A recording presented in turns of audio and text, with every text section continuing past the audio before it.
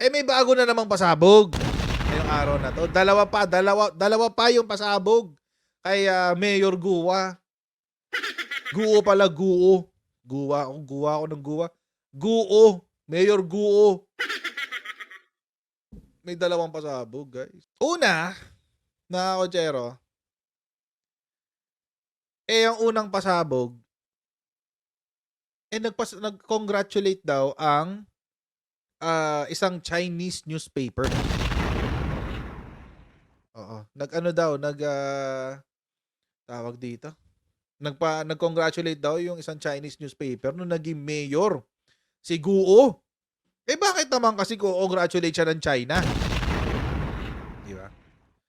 Ito yung balita kanina, kay Politico ko nakuha. Ayan. First Chinese mayor. Ay, my goodness. First Chinese mayor daw. My goodness. Guo? Guo daw ang basa. Guo. Oo na, huwag mo na spam. Okay na. Kalma. Ayan, si Mayor Guo. Okay lang, Kevin. Kamagalala. Kalma ka lang. Ayan, si Mayor Guo. Ayun nga, siya daw pinasalamatan ng isang Chinese language newspaper. Ayan oh. Yan oh. Pak. A Chinese language newspaper in the Philippines celebrated Bamban Tarlac Mayor Alice Guo Chinese roots after she won in the 2022 elections. At ito daw ay sa World News May 12, 2022 issue. Ni-research ko to mga kotsero, itong World News na yan. Kasi, yan nga. Guo was hailed as the first Chinese mayor in the Philippines. In one of the ads, a Google translation of the text, however, labeled her as Chinese American. Usual, tayo mag-shoutout sa mga ibigan sa Sendwave! Kung kayo ay nasa US, UK, Canada, Italy, France, Spain, Ireland, and Belgium, pwede na po ay magpadala ng yung mga remittances sa Pilipinas. Gamit po ang Sendwave na wala pong remittance fees. Isang hingahan lang. Para magawa niyo po yan mga kotsero, i-download niyo lang ang Sendwave app, gawa kayo ng account, lagay niyo pa ang account details niyo. Pwede na magpadala sa GCash, Cash Pickup at iba't ibang mga pangko sa Pilipinas. At kapag ginamit niyo po ang promo code na Coach Jared sa inyo pong unang padala, ay makakuha kayo ng karagdagan $20 free credit. Kaya kayo po ay gamitin na si Sendwave for all of your remittance needs. Si World News is a Chinese language paper with an office in Binondo, Manila. Actually, mga kotsero, local talaga sila. Sa Pilipinas talaga sila. Ayan si World News. Si World News, ito siya. Pero mga kotsero, kung tin-translate ko lang to, pinag-Google translate ko lang to, ito ang totoong itsura niyan kapag hindi naka-translate. Wait, paano ko ba to? Ito lang. Ito yung original. Ganito siya. Lahat yan. O kahit i-click mo yan, balik ka sa home. Ano ba yung home? Naka-Chinese language na, hindi ko na alam. Saan yung home? Ayan. Ay, teka na, wala yung Hindi ko pala tatanggal yung comment ni Kevin. Ito yung itsura niya. Ito yung original. Ito yung original na itsura niya. Chinese language talaga siya. Pero yan sa Binondo. Yan sa Binondo. Yan. Sa Binondo talaga siya. Pero it's really in Mandarin. Daw. Na Mandarin daw siya. So, syempre, dahil hindi mo nakakaintindi ng Mandarin, di pinatranslate ko sa English. Yan ang the magic of Google. Kaya nga ang galing nga nung CCTV ni Morales eh. Imagine, boses lang na transcribe. Tapos, kapag tinignan yung introduction to this newspaper, pagpunta nyo dyan, babalik siya sa Chinese. Babalik siya sa Chinese. Pero dahil sinet ko nga siya sa English, pinatranslate ko kay Google, translate to English. So apparently, this newspaper, si World News,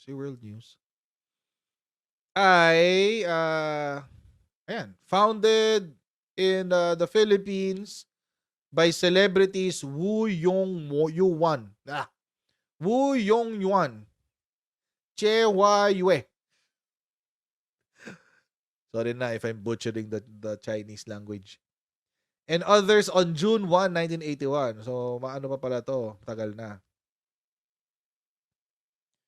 Tapos, sila daw ay merong 100,000 readers per day. Wow, talaga. Gradually become the most popular newspaper of the Philippine society. Parang di ko yata nabalitaan to.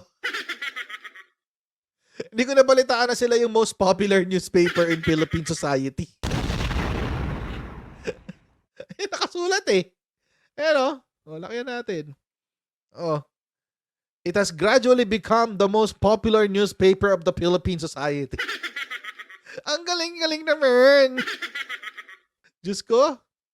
Tapos, the scope of sale includes not only the entire Philippines but also the mainland of China and Hong Kong Special Administrative Region. It occupies in the Philippine newspaper. Hindi pa siya sure. It occupies in the Philippine newspaper. So, I don't know. Hindi ko alam kung sila nga yung most famous newspaper pero kasi wala akong balita eh. Na sila yung most famous. Oh. Tsaka yung mga nila, hindi iba yung market nila. It's really China. Oh. Huashan, Honshu, Baoshima. O yan, ano kaya sasabihin na tungkol sa West Philippine Sea? ICC. Okay. Ay, meron. Meron sila nung yung kay Carlos, yung dun sa West Philippine Sea. New model, exposure. Ayan, Okay. Israel should be sanctioned. Kampi pala sila sa mga terorista. SMNI yan. Sabi ni Taiti. SMNI yan. So yan. Ito, balikatan exercise. Meron silang comment. Mukhang to kinokopya lang nila yung laman ng ng Global Times tapos ipo-post nila dito. Di ko alam pero parang ganun yung dating eh. But anyway, doon nga sinabi. Pero nung hinahanap ko yung website, ay kung yung specific na page na yon dito, wala siya. Hindi siya makikita doon sa website. Ito tong specific na page na to. Pero kumalat siya sa WeChat. May nakita akong chat na nag-viral. Hindi naman nag-viral. May nag-post ng isang WeChat group kung saan kinongratulate siya. Ito yun.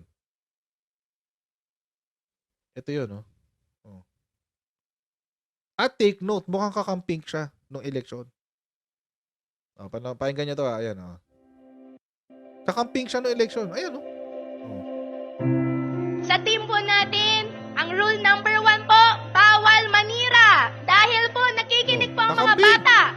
Responsibility po natin bilang magulang, turuan po ng tama ang mga anak natin. Kaya bawal po na manira, dapat po spread love.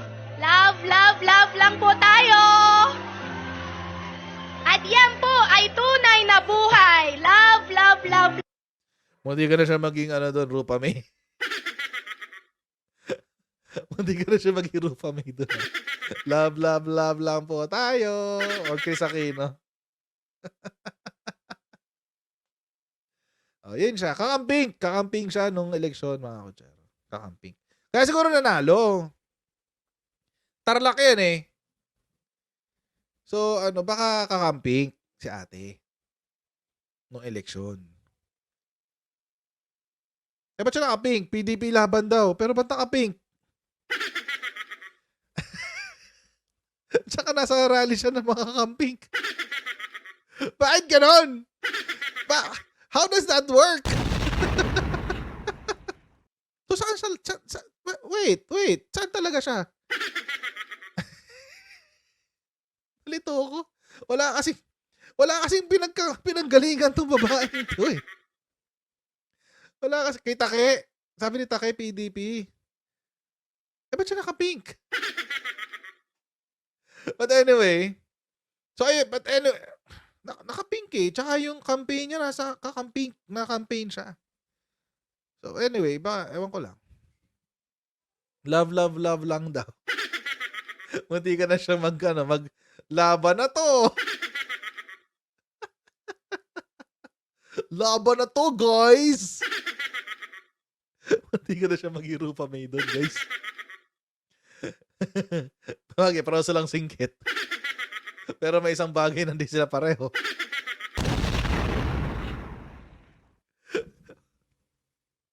Huwag na lang natin pag-usapan. So ito yung newspaper clip na page ng newspaper na yan. Ito yun, nagko-congratulate daw. Yan yun. Oh, dami oh. Full page. Magkano kaya binayad? So ito isang page, 1. Isang page din ba to? A6, A3, A6, A2. Ay, sunod-sunod talaga oh. Ang dami.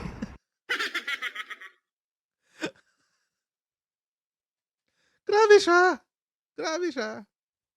Selected by Banban Town or Bamban Tarlac, the first female mayor, Alice Guo. She defeated her opponent with a weak advantage of more than 400 votes in local elections. Guo, a businesswoman, a novice politician, was elected as the first female mayor and the first Chinese mayor in the history of the town. The town of Bamban is located in the province of Dara, where the state teeth. Pagka ito yung translation. The state teeth. Pambansang ngipin. Pambansang ngipin? Bakit ganito yung translation? Anyway, where the state teeth, Pampanga. Kasi, panga.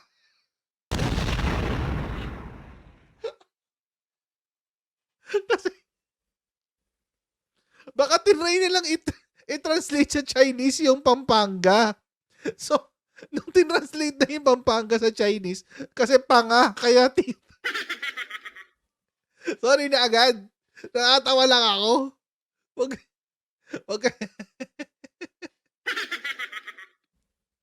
Anyway, it is a small town in the middle of New Clark City. Pampanga.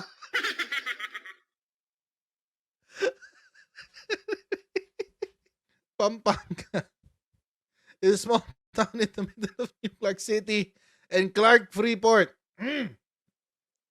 It covers 15 barangays. 15 barangays.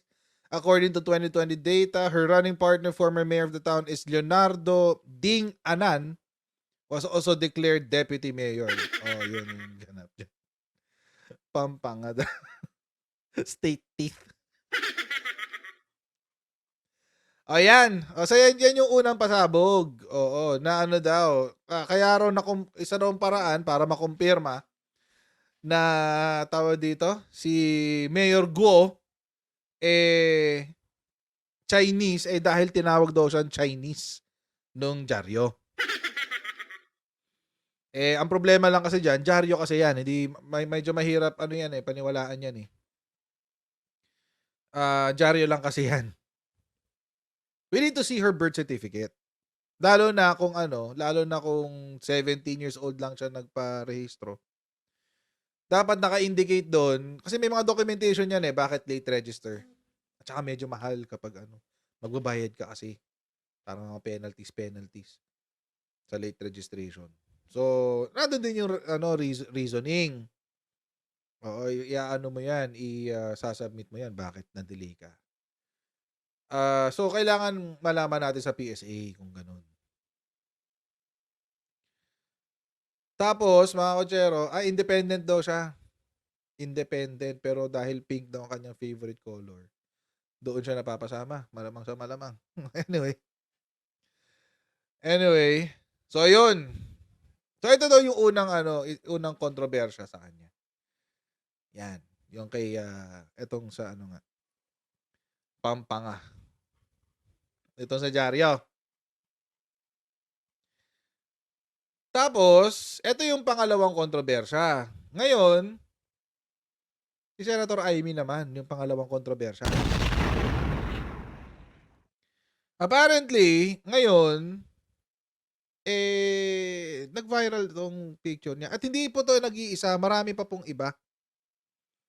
Meron pa pong ibang pictures kung saan si Senator Amy, kasama niya si Mayor Guo. So, meron nga nag-send sa akin kahapon ng picture na magkasama sila sa loob naman ng kotse. Pero mukhang same clothes naman. So, baka same event and everything else. So, ang nangyari kasi, can Senator Amy Marcos vouch for the Philippine citizenship of Bamban, Tarlac Mayor Alice Guo? Marcos's photo with Guo has been making rounds online since questions emerged about the mayor's citizenship following a hearing of the Senate Committee on Women and Children about controversy surrounding Philippine offshore gaming operators or POGOs. May caption pa raw. Ang sabi, "Thank you po, Ma'am Senadora, Senator Amy Marcos in behalf of the people of Bamban. Super thankful po ang bawat pamilyang kabamban." As usual, kaya sila nagkaroon ng picture ay dahil syempre, maaga ng kampanya to si Senator Amy. Maaga siya ng kampanya sa pamamagitan ng AIX. Oo, dahil sa AIX yan. Most probably hindi naman related si Senator Amy. Pero ang lumalabas kasi sa social media, parang close daw sila, kaya maaari daw patunayan ni Senator Amy yung pinanggalingan ni Mayor Guo.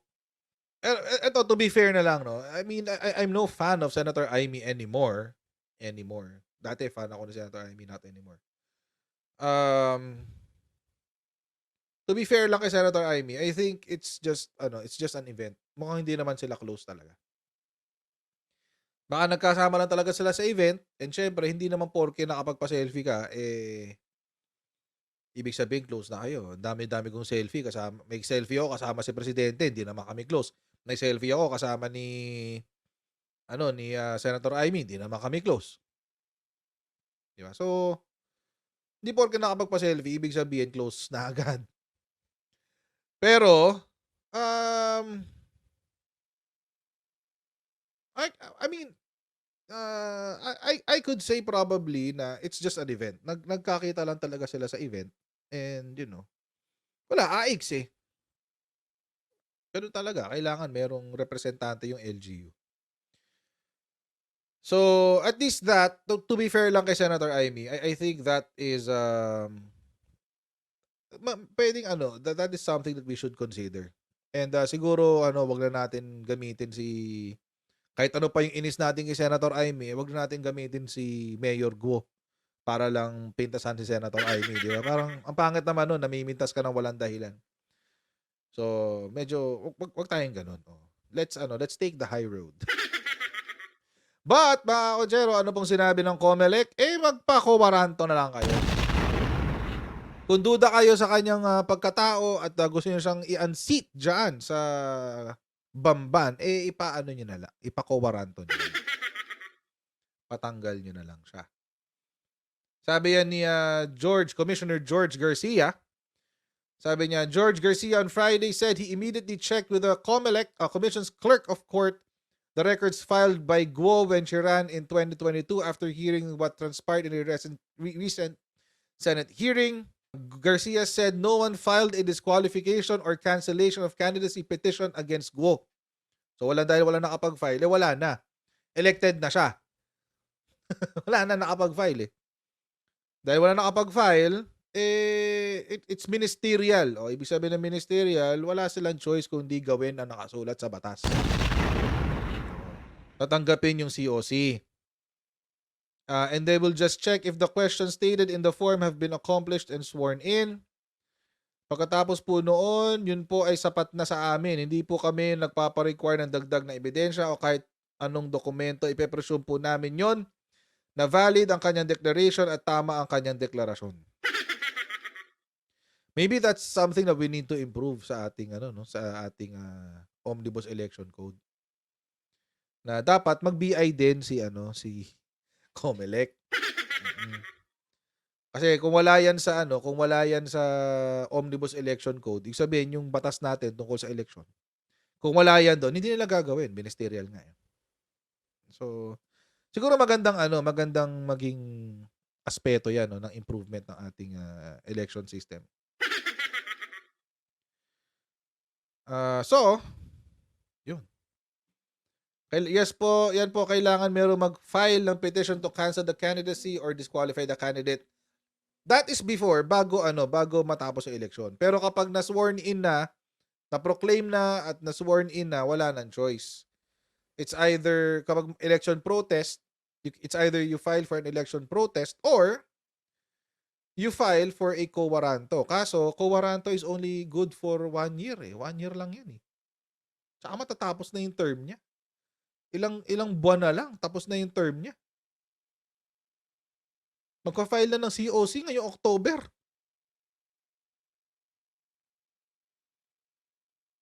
So, hindi ko alam paano pahahabulin to sa quo warranto. I think it's it's pointless anymore. At this point, it's pointless. Ang pwede na lang gawin is bantayan yung kanyang COC kung tatakbo pa siya. Kung tatakbo pa siya sa sa 2025. As far as quo warranto is concerned, may prescription yan 1 year. 1 year ka lang pwede mag-file after mag-assume ng office yung yung iko-quo warranto. Imbestigahan nyo na lang, tapusin yung investigation nyo, and then make sure na si Mayor Guo cannot run in the next election. At siguro next time, bago kayo tumanggap ng kandidato, COMELEC, i-check nyo muna kahit citizenship man lang. Kasi kailangan pag kandidato ka sa Pilipinas, you're a Filipino citizen basic yun, Filipino citizen. Basic requirement yun, guys. Oo, na Filipino citizen ka. Di pwedeng basta-basta kalimutan yun. Wala na kayong habol dyan. Sa reels lang tayo. Doon lang tayo sa totoo, guys. Diba? Doon lang tayo sa totoo. Wala nang habol yan. Bantayan nyo na lang yung COC niya for the next elections. And that's the best you can do. By the way, nag-announce pala si Senator Amy at tatakbo daw siya uling senadora. Again, na-mention ko na before, I think she will win, but I don't think she will win in the way na nanalo si PBBM. Ayan. So, mga konsyero, maraming salamat sa inyong patuloy na pagsuporta sa ating channel. Once again, huwag niyo pong kalimutan mag-like, share, and subscribe. And I'll see all of you in our next Coach Jared Live. God bless you. See you next time, guys. Bye!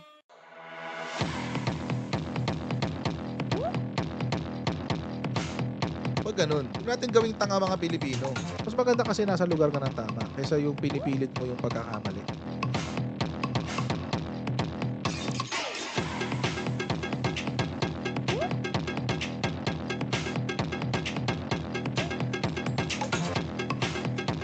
Are they willing to go that far? Hindi makakalimutan ng Pilipino yan hanggat di nasasagot niya. Sino ngayon nagsasabi ng totoo?